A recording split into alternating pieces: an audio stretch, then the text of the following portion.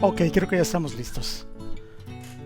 Hola, ¿qué tal? ¿Cómo están? Qué gusto saludarles. Soy Juan Rojas, una vez más aquí en este espacio en el camino a la toma de conciencia. Es 3 de mayo del 2024, es viernes y arrancando este mes sabemos ya muchos de nosotros que arranca también a nivel mundial la jornada de información y concientización sobre la esclerosis múltiple. Y como cada año nos unimos a esta jornada de información, pero además ahora pretendemos agregar algo nuevo de información. Para poner en contexto, bueno, durante esta jornada se vuelven a compartir muchos datos que ya son parte pues de la comunidad que vive, ¿no?, de cerca con esta enfermedad. Hablo no solamente de los pacientes, sino también de los familiares y del mundo de la ciencia médica que día con día sigue avanzando buscando respuestas para la cura de esta enfermedad. Como ustedes lo saben, pero para quienes no, la esclerosis múltiple es una enfermedad que afecta sobre todo el cerebro, a la médula espinal y básicamente al todo el sistema nervioso. Como lo hemos platicado en otras ocasiones, el fenómeno de la esclerosis múltiple es algo muy parecido a lo que ocurre con un sistema de cableado eléctrico al cual le quitan todo ese aislante que tiene para evitar cortocircuitos aplicado en el mundo del sistema nervioso. Es como si quitáramos a cada nervio una capa que le protege, que le cubre, que sirve de recubrimiento precisamente como un aislante para evitar que esas señales eléctricas que se envían desde el cerebro no llegaran, tuvieran un corto, ¿no?, se perdieran el camino. ¿Y cómo se manifiestan en el cuerpo? Bueno, cuando hay un problema de pérdida de este aislante que se le conoce como mielina, es cuando entonces ocurren problemas motrices, hay una incapacidad quizás de fuerza, hay sobre todo una incapacidad para la movilización, hay una incapacidad motriz que te permite realizar todo tipo de movimiento que comúnmente hacemos. Le resulta imposible quizás tomar un lápiz para escribir, tomar una taza para tomar café, hay dificultades para caminar, hay dificultades inclusive en los nervios ópticos. Muchas de las personas que lo padecen están hoy en día en silla de ruedas y bueno, las estadísticas continúan. Tan solo en nuestro país, aquí en México, se sabe aproximadamente de 20,000 casos de esclerosis múltiple hasta hoy en día. Se considera que de cada 333 personas, una padece esclerosis múltiple. Y a nivel mundial se sabe que ya casi llegan a los 2 millones de pacientes. Hoy en día la estadística marca 1.8 millones de personas que padecen esta enfermedad. Y pues como cada mes nos unimos a esta jornada de información. Y la razón, el por qué nos unimos a esto, es porque, para quienes no lo saben, en el 2015, quien fuera mi pareja en ese entonces, falleció aparentemente a causa de la esclerosis múltiple, además de un estrés psíquico que le llevó justamente a ya no tolerar esta situación que cada día demostraba un mayor deterioro en su salud.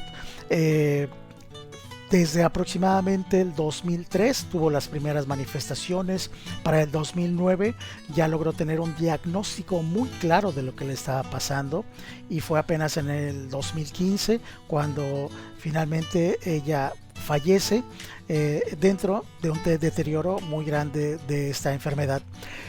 Esto nos llevó a investigar, a indagar las formas en las que se podría curar esta enfermedad. Sin embargo, nos dimos cuenta que la gran mayoría de los fármacos y medicamentos que se ocupan de esta enfermedad, en su gran mayoría eran medicamentos de control, es decir, que no curaban. Y de hecho, esto fue algo que ignoramos durante mucho tiempo hasta que nuestro médico, bueno, el médico de la paciente, nos dijo que al no ver un control o una acción remitente de la enfermedad, sino por el contrario, un avance mayor, fue que nos dijo: háganse la idea y entiendan que estos fármacos no curan, ¿eh? Y yo sorprendido le digo, ¿cómo que no curan? Me dice, no, son medicamentos de control. Entonces yo le digo al doctor, francamente creo que tampoco controlan nada, cada vez vemos un mayor deterioro. Fue justamente eso lo que nos llevó a buscar alternativas. Sin embargo, la ciencia médica de la salud ha abocado grandes inversiones en tiempo y en finanzas para encontrar las soluciones, y hoy en día sabemos de la existencia no solamente de los interferones, sino nuevas investigaciones que consideran que puede existir un virus que esté causando esta enfermedad, y han empezado a hacer tratamientos con nuevos fármacos para aliviar a las personas. Hay una estadística importante de gente que no se alivió. Hay otra estadística que ha tenido ciertas reminiscencias, es decir, ha remitido la enfermedad, pero luego vuelve. Y esto es lo que sigue manteniendo a la comunidad científica abocada a la salud a buscar una solución. Y dentro de esta actividad en la búsqueda de una solución, hay quienes han decidido salirse de esta forma en la que se estudia la esclerosis múltiple para estudiarla desde una visión completamente distinta, una visión divergente a la ciencia de la salud común o normal que se utiliza para esto. Y estamos hablando de aquellos que se han abocado a conocer más de cerca la visión de lo que tiene que ver una enfermedad con su vínculo con una emoción. Y esto me parece a mí que desde que lo comprendí y lo he empezado a estudiar, me pareció que tenía mejores respuestas y me obligó de alguna manera a ser también un estudioso divergente de la esclerosis múltiple. Durante mucho tiempo estuvimos acompañándonos de la ciencia de la salud normal que estudia esto, y hoy en día estamos viendo una visión nueva que tiene que ver con las emociones, los shocks emocionales, los eventos estresantes, inesperados que ocurren en una persona y que de alguna manera repercuten en su biología, y que finalmente en un proceso adaptativo a esta percepción de esta realidad que vive la persona empieza a tener una serie de características y de síntomas que hoy en día se comprenden como esclerosis múltiple. Y esto pues me parece a mí que ha sido muy interesante, y es justamente lo que hoy sumo a esta jornada de información que, bueno, debo aclarar, no soy doctor, pero sí soy un entusiasta de la difusión de este tipo de temas, porque me parece que vale la pena compartirlo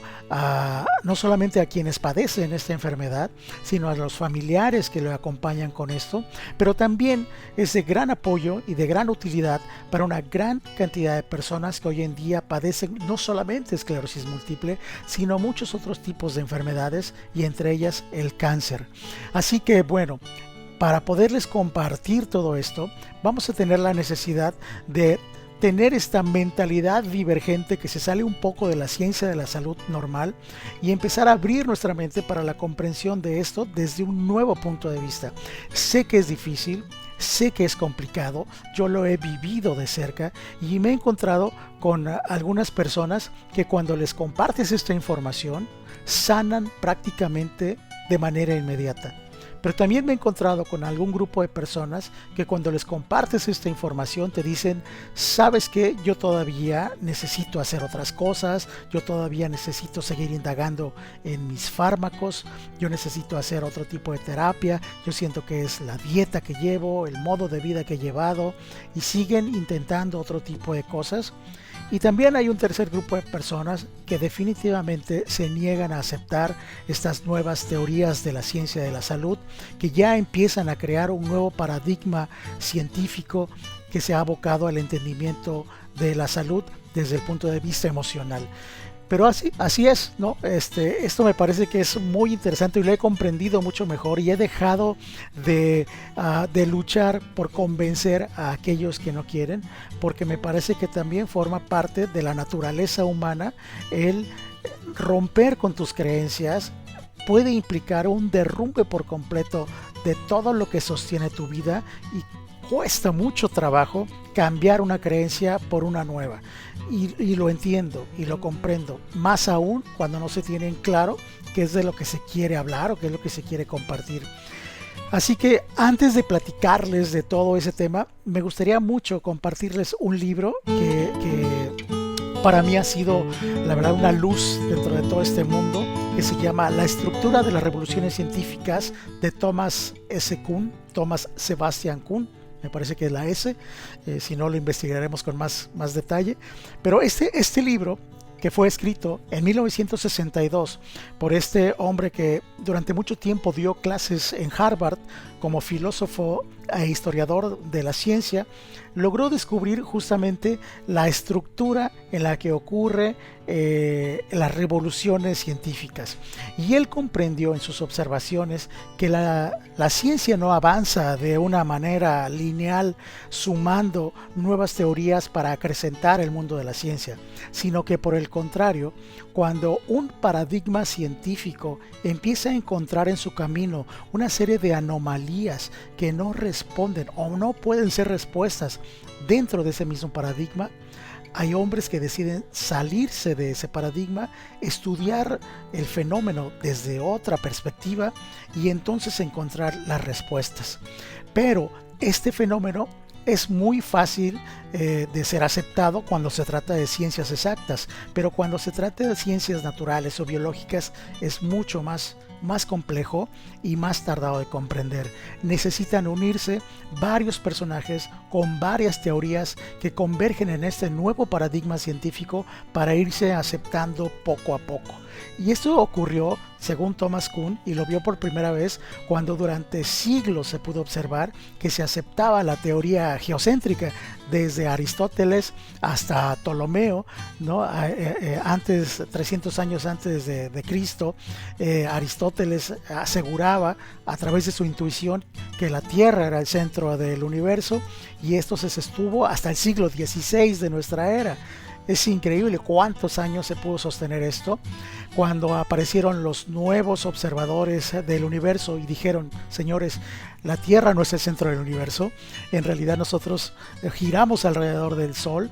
formamos parte de un sistema planetario. Bueno, pues no fue tan fácil de aceptar por cerca de 200 años. Incluso hubo hombres que en ese camino fueron condenados a la muerte, a la hoguera, a causa justamente de sus afirmaciones, como fue el caso de Giordano Bruno. Pero también la Santa Inquisición acusó a Copérnico, acusó a Galileo Galilei de ser quemados y torturados si no cambiaban estas afirmaciones que hacían, que se les consideraba herejía. Fue hasta la llegada de Isaac Newton cuando, con sus nuevas matemáticas, con la aparición de estas, pues básicamente sus inventos, ¿no?, que fueron el cálculo integral, el cálculo diferencial, con los cuales él pudo decirle al mundo qué día ocurría un eclipse, qué día ocurría una luna menguante, en qué posición estaría cierto planeta determinado día del año. Él podía describir esto a través de sus matemáticas. Lo que para mucha gente parecía magia, de pronto tuvo una gran lógica, y fue hasta entonces cuando logró cambiarse el paradigma científico de la teoría geocéntrica para pasar a la teoría heliocéntrica. Todo este rollo que les estoy aventando ha sido muy importante para mí después de leerlo en este libro, porque es así como Thomas Kuhn se da cuenta que la ciencia tiene una serie de anomalías en su camino que, cuando no logran ser respondidas desde esa convergencia hacia ese paradigma, ocurren nuevos pensadores que diverjan, o sea, hacen un pensamiento divergente de esa ciencia, observan de una nueva manera, y es cuando obtienen las respuestas. Pues esto es lo que está ocurriendo hoy en día en el mundo de la salud. Cuando hablamos de estas anomalías que ocurren en el mundo de la ciencia de la salud, como por ejemplo, aún hoy en día no saber cuál es el origen de la esclerosis múltiple, esto quiere decir que ahí hay una anomalía que esta ciencia no está logrando responder. Sí tenemos una gran cantidad de estadísticas, entre las cuales se menciona que quienes padecen esclerosis múltiple están entre los 15 a los 25 años, que es cuando aparece. Se puede decir que ocurre en más mujeres que en hombres. Las estadísticas también demuestran que ocurre más en mujeres de tez blanca que en gente de tez morena. Ocurre también probablemente por cuestiones de la dieta, que se se lleva o ciertas condiciones ambientales, pero no hay un caso, ¿no?, similar al otro que puedan decir que tengan el mismo origen. Por lo tanto, ahí hay una anomalía.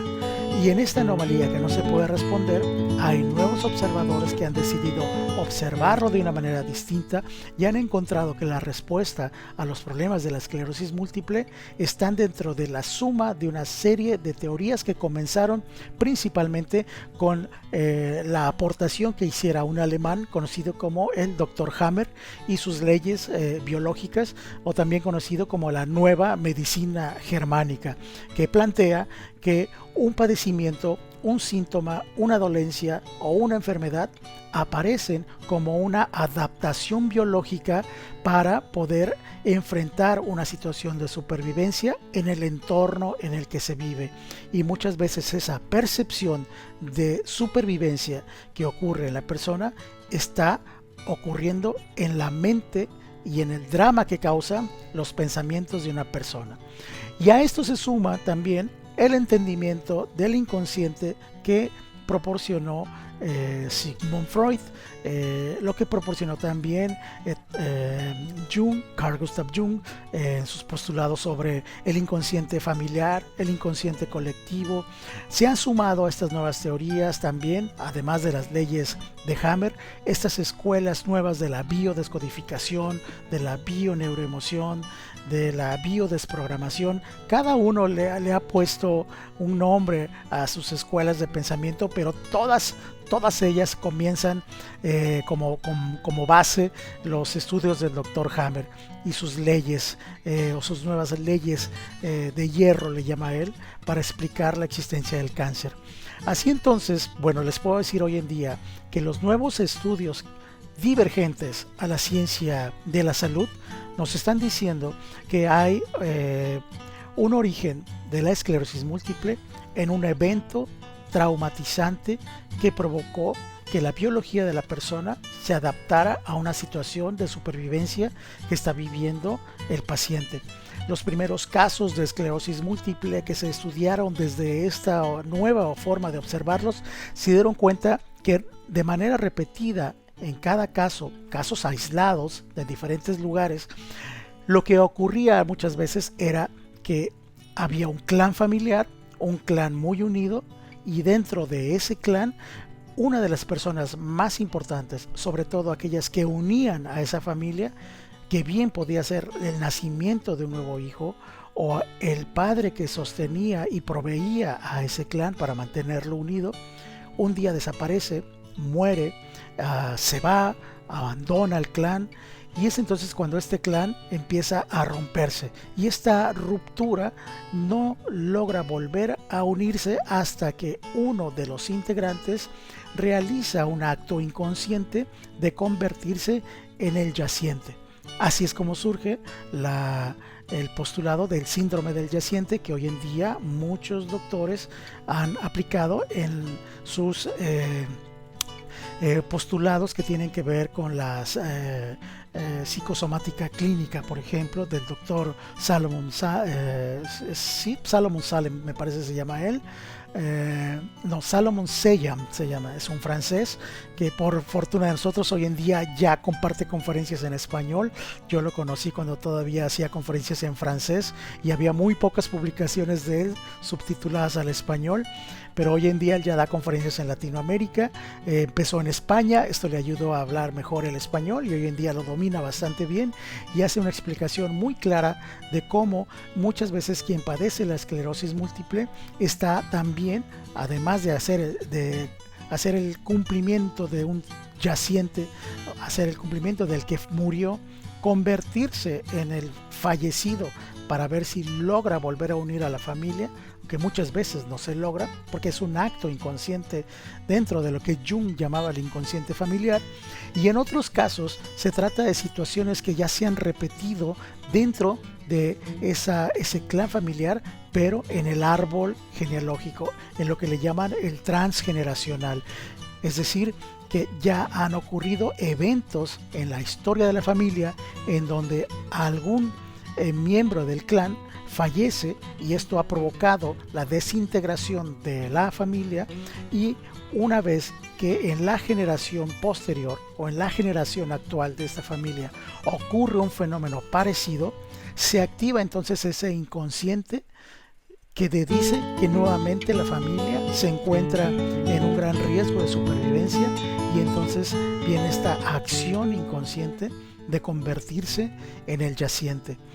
Esto hoy en día se ha logrado también afirmar y sostener a través de una nueva ciencia emergente que se le conoce como epigenética, que es un estudio que, como lo dice su nombre, está por encima. Epi es por arriba, genética, pues que tiene que ver con los genes, y han descubierto en sus estudios que existe una sustancia conocida como un radical metilo que hace una acción dentro de ciertos genes, como lo hiciera un switch o un apagador, que solo se activará en caso de que esa persona se encuentre en una experiencia muy parecida a la de algún ancestro. Y esta información se ha heredado como parte justamente de lo que se considera la supervivencia de la especie. Las especies que han logrado sostenerse en su proceso evolutivo es gracias a la información ancestral que le permite adaptarse a el nuevo entorno en el que vive. Y al parecer esto es lo que está ocurriendo en este paciente. Ha recibido una información ancestral en la cual hubo una experiencia en la cual un miembro de la familia importante, al no estar presente, desintegra a la familia, y esto pone en peligro a todos por cuestiones que tienen que ver justamente con la pérdida del alimento, con la pérdida de identidad, con la pérdida de territorio, con la desvalorización, con la incapacidad para poder comunicarse con la familia. En fin, todos estos síntomas claros de supervivencia son los que llevan a que esta información se herede a las nuevas generaciones, para que en caso de que se encontrara en una situación parecida, actuara en consecuencia con esta información que ha obtenido. Así que bueno, esto es tan solamente una pequeña parte de lo que hoy en día está sosteniendo esta nueva ciencia, así como también, antes de que se me olvide, en los estudios que hoy en día se conocen como proyecto sentido, es decir,